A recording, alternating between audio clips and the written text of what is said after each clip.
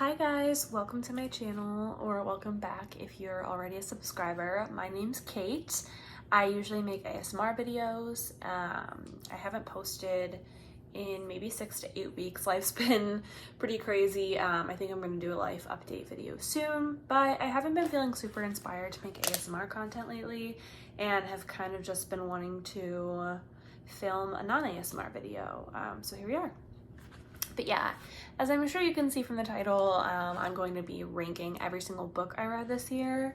I did this ranking when I had just finished my 50th book, because that was my reading goal for the year, was to read 50 books.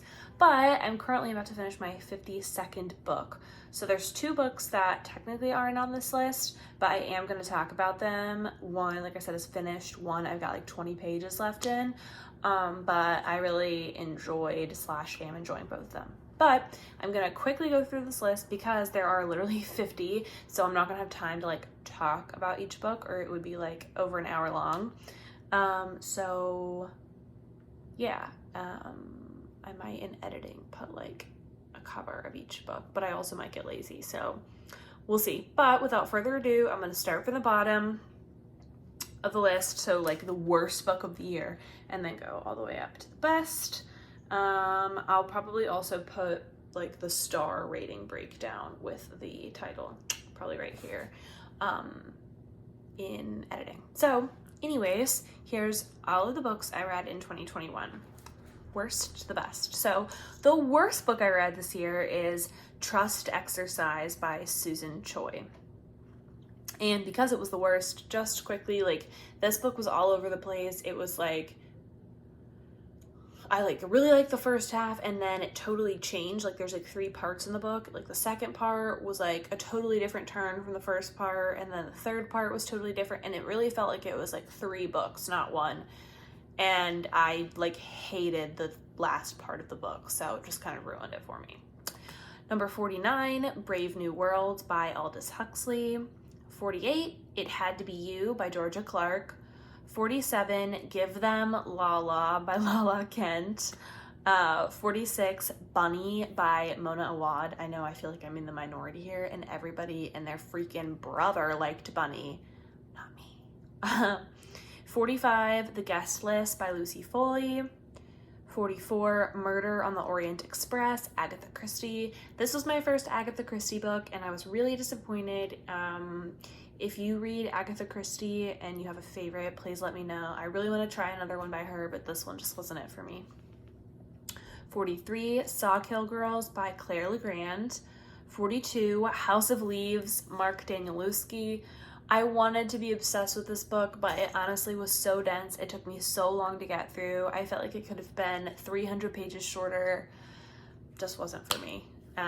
But this was like my boyfriend's favorite book of the year, so. 41, Convenience Store Woman by Sayaka Murata.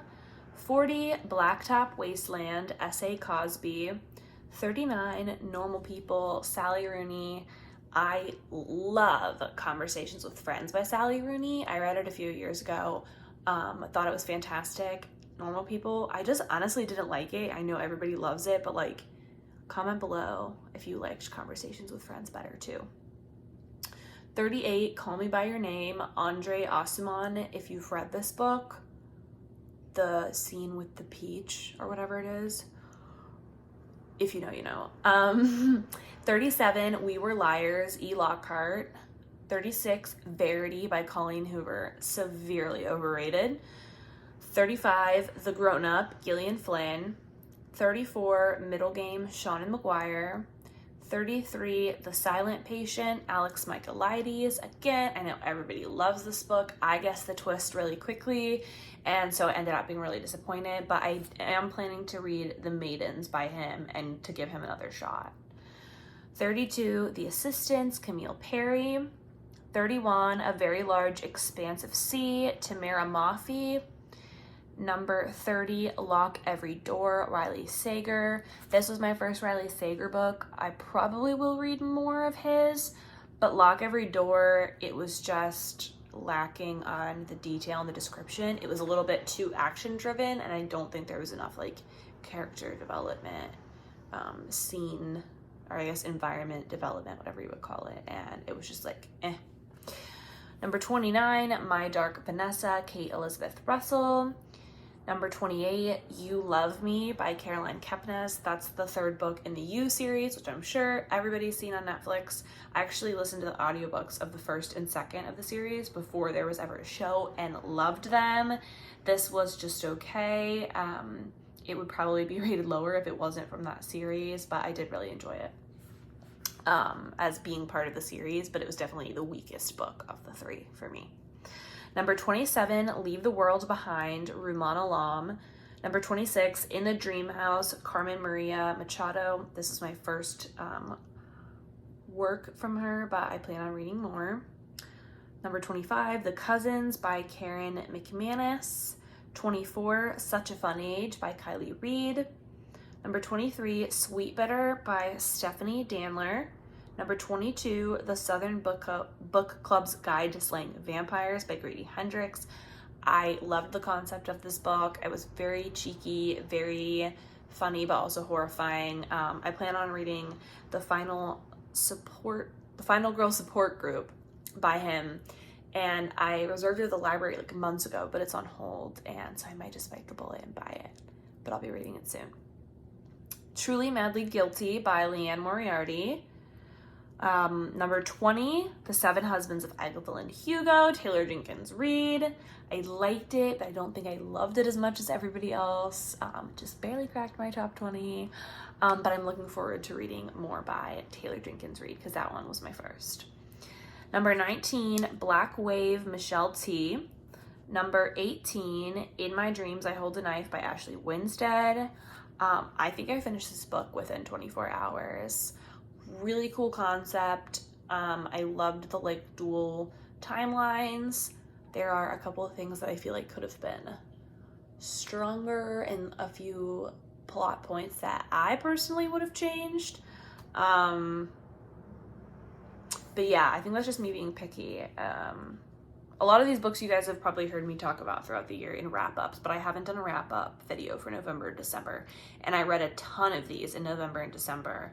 I don't know when it's cold outside, I just read more. So I haven't done wrap-ups for these, but maybe I should.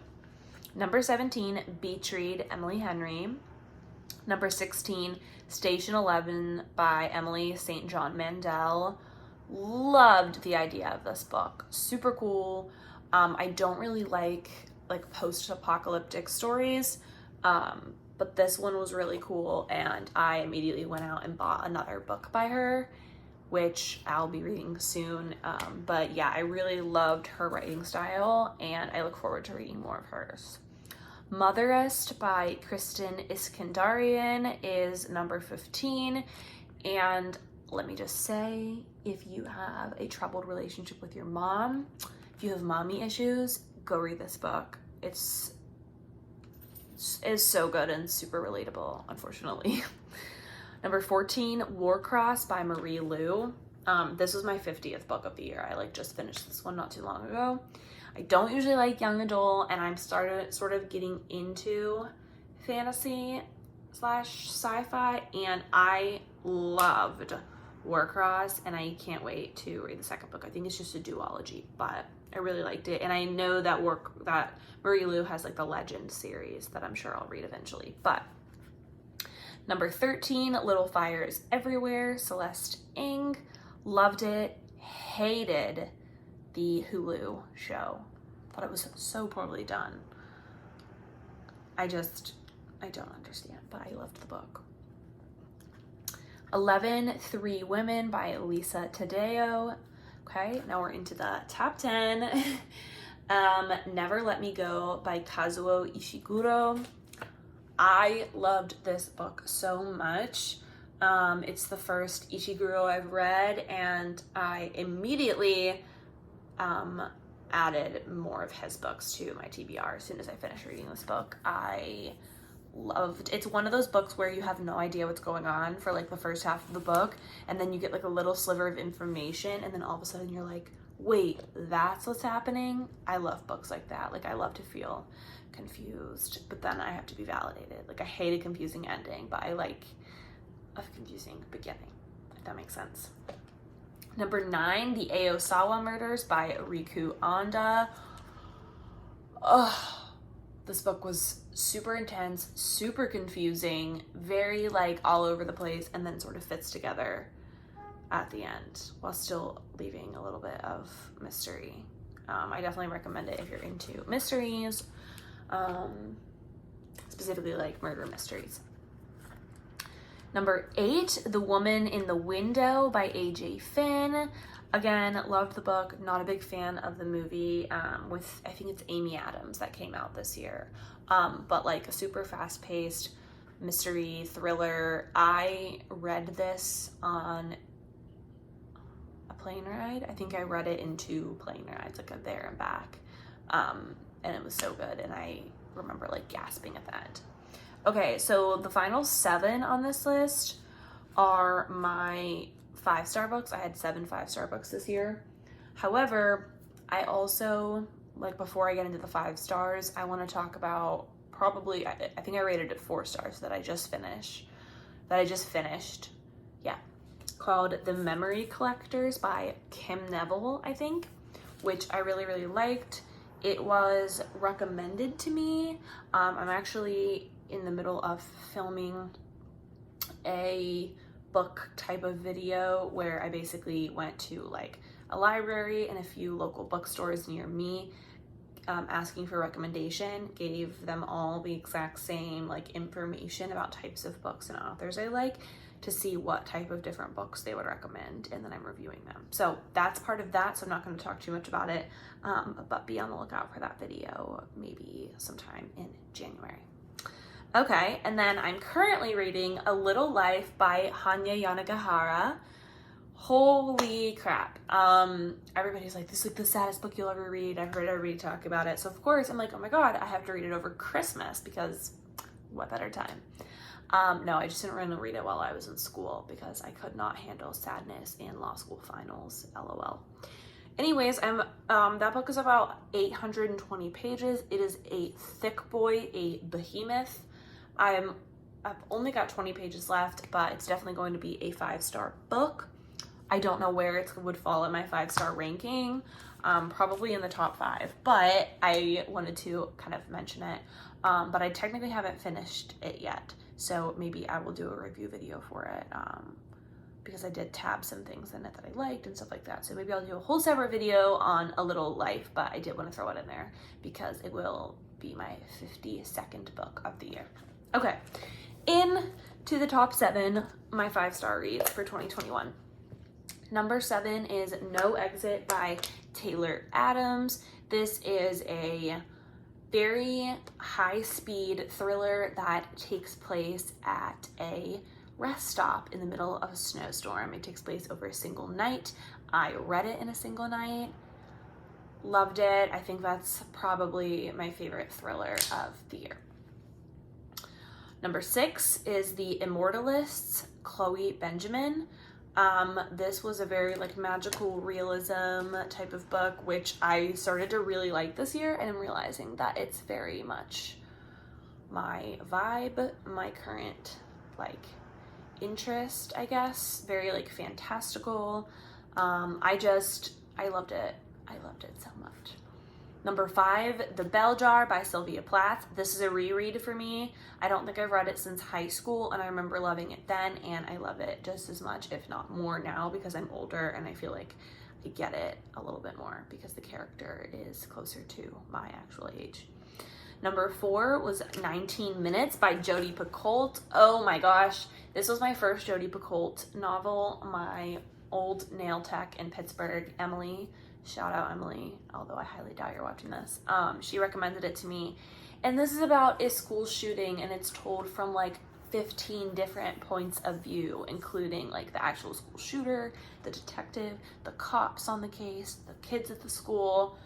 Oh, so many twists and turns. It was like a gut punch, and I loved every second of it. Number 3, oh my God, I'm in my top 3. Sharp Objects by Gillian Flynn. Of course, Gillian Flynn wrote Gone Girl. I feel like everybody's read Gone Girl. If you haven't, go read it. But I was obsessed with Gone Girl when I read it. Of course, I love the movie, so I was like wanting to read something else by her. And Sharp Objects, I think I liked it even more than Gone Girl, and I also loved the TV show. I watched the TV show twice this year after reading the book. So good. Number one and number two were like equal in my mind, but they were so different and so hard to rank. But my number two book of the year is The Night Circus by Erin Morgenstern. It was just the most fantastical, magical, beautiful, cozy, warm book. It had just enough darkness to keep me interested, to keep me wanting to read, but was overall just so bright and warm and so beautifully written. I picked up The Starless Sea by Erin Morgenstern from the library, so I'll be reading that soon, but I think that Erin Morgenstern could write a grocery list and I would be enamored. Definitely gonna be one of my new favorite authors, I think. And drumroll, my number one most favorite book I read this year was Ready Player One by Ernest Cline. Okay, I read this book this summer, and I am not a sci-fi gal, I am not a fantasy gal, or maybe I am because I'm reading all of them. Ready Player One is not really something I thought I would love, but I wanted to give it a shot. And oh my gosh, I loved every second. I inhaled it. A lot of people criticize it because it has so many references to like 80s things, video games. I know nothing about video games and I adored this book. I have not read Ready Player 2 yet because I had such a long book hangover after finishing Ready Player 1, and I am terrified that Ready Player 2 will not live up to the first book, which is really a stupid reason to not read it, but just taking my time getting to it. But I absolutely loved it, and I just love Ernest Cline's writing. I loved the characters. I felt so attached to them and just so connected, and I'm really excited to read Ready Player 2 once I kind of get to it eventually. So anyways, those are the 50 books I read this year, or 52. I'll probably still get another one in. I'm filming this on the 28th, so I think I'll still got one more in before the new year. But I hope you enjoyed this video. Please comment below your number one book of the year so that I can add it to my TBR, or your thoughts about any of the books I talked about, what you agree with, what you disagree with. Let's have an open dialogue in the comments. I would love if you subscribed, if you haven't already, if you give this video a thumbs up. I'm probably going to be posting more non-ASMR content, definitely very bookish content. I was just working on my reading journal for 2022, so if you guys would like me to make videos about that, please let me know. I hope I can be a little bit more present on this channel. Thank you so much for watching, and I will see you guys in my next one. Bye!